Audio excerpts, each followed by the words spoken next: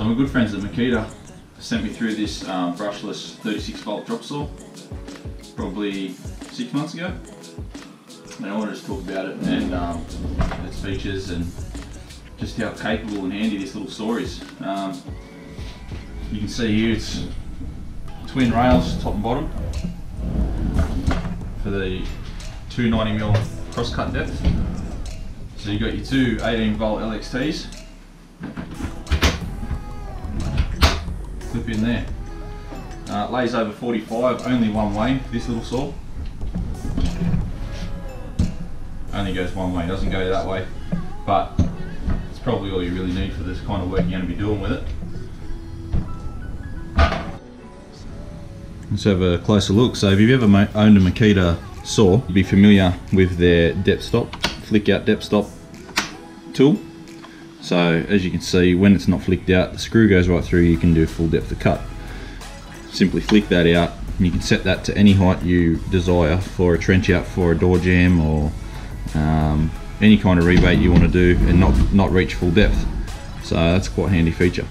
Also features an adjustable workpiece holder, so that can vary for depths of timber. Push that down, lock it off, tighten that down, and it'll hold your piece while you do your cut.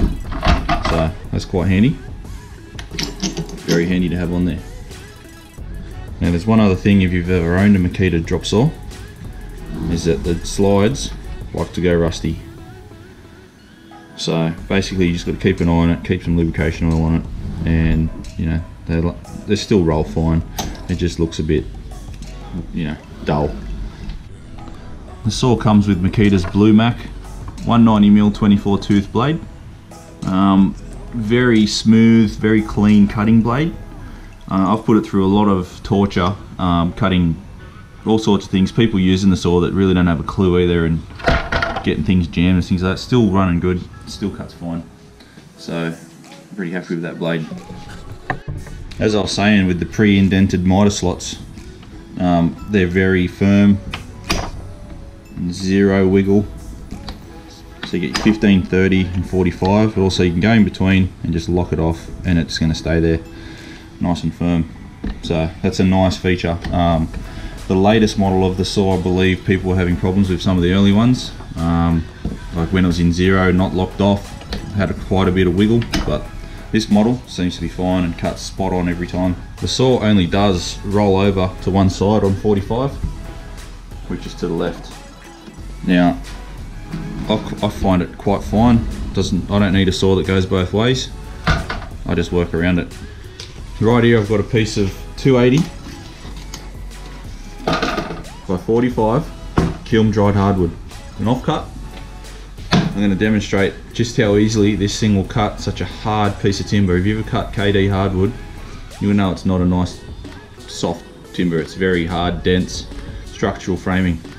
We've got the dust extraction hooked up. I'm just going to flick that on and we'll do a couple of cuts.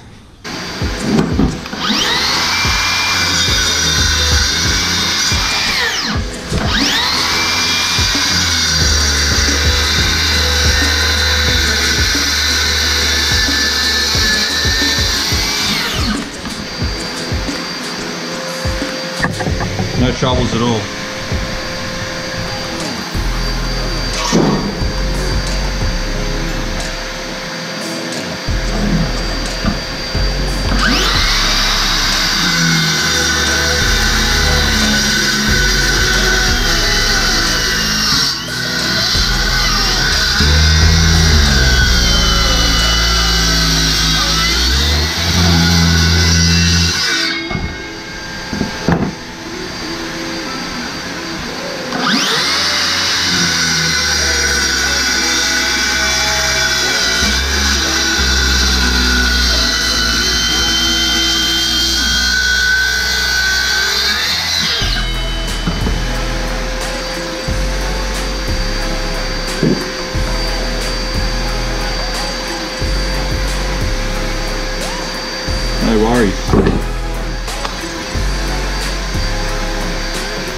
guys, that's my review of the 36 volt Makita drop saw. I highly recommend if you're looking for an in-between saw that's portable and easy to use with a couple of batteries. Don't go past this if you've already got Makita stuff. It fits in with me fine, and I've already got Makita batteries, so it's a no-brainer for me.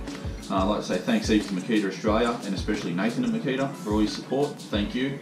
I'd like to thank all my subscribers for all of the love and support, social media followers and all the rest. So yeah, I'm sure I'll get some more content out to you soon. Thanks heaps. Peace.